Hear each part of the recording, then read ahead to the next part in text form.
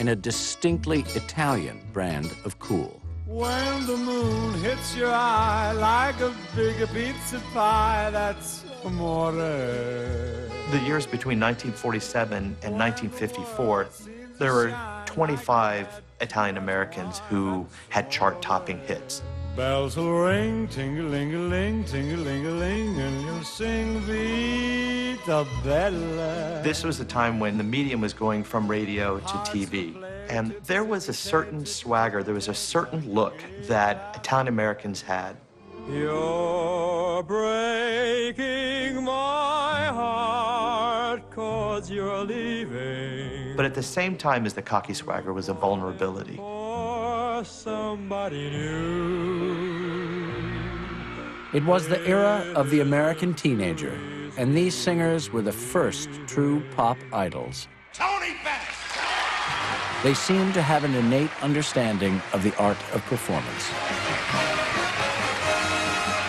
From this moment on, Frank Sinatra taught me that there's no such thing as a bad audience, only a bad performer. 240, dear. He gave me the best lesson in life, to enjoy the audience.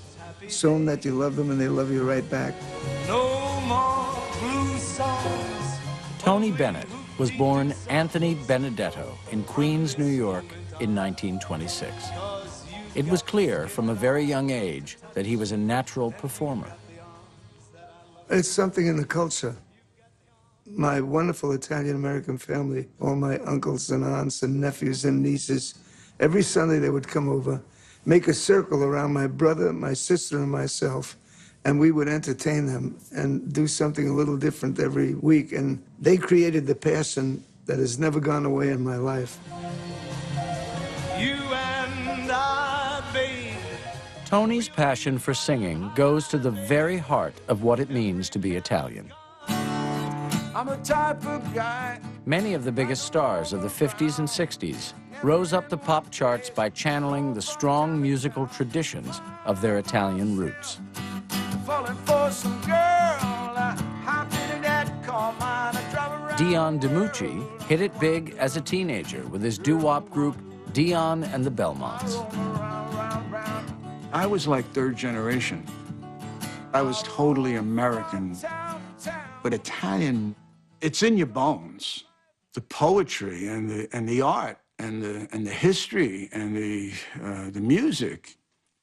My grandfather would take me to the operas, La Bohème, La Traviata, Pagliacci. And my grandfather would take me there, just me and him.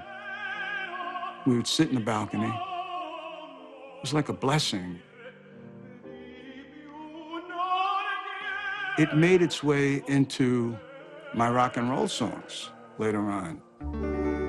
Here's my story, it's sad but true. It's the bel canto tradition in opera terms.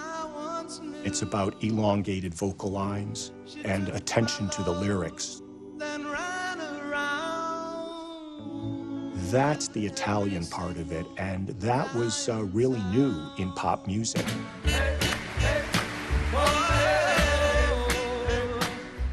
The music that they sang was, by and large, optimistic, celebratory music. And this was a time of celebration. After World War II, Americans were prosperous. They were moving to the suburbs. They were making more money. And as these singers were setting the soundtrack to the era, more and more Americans were embracing other parts of Italian culture. Italian food was becoming a staple of suburban living. By the 1950s, Americans are eating spaghetti and meatballs. It doesn't matter what background they're from, and they think it's a cool thing, and it's tasty, and they like it. They're even cooking it at home. They start eating pizza in very, very large numbers, and pizza actually goes into mass production. And in that sense, Italian culture is going mainstream. And it is a form of acceptance, but that acceptance precedes the mainstreaming of Italian people. They are still decidedly working class and blue collar.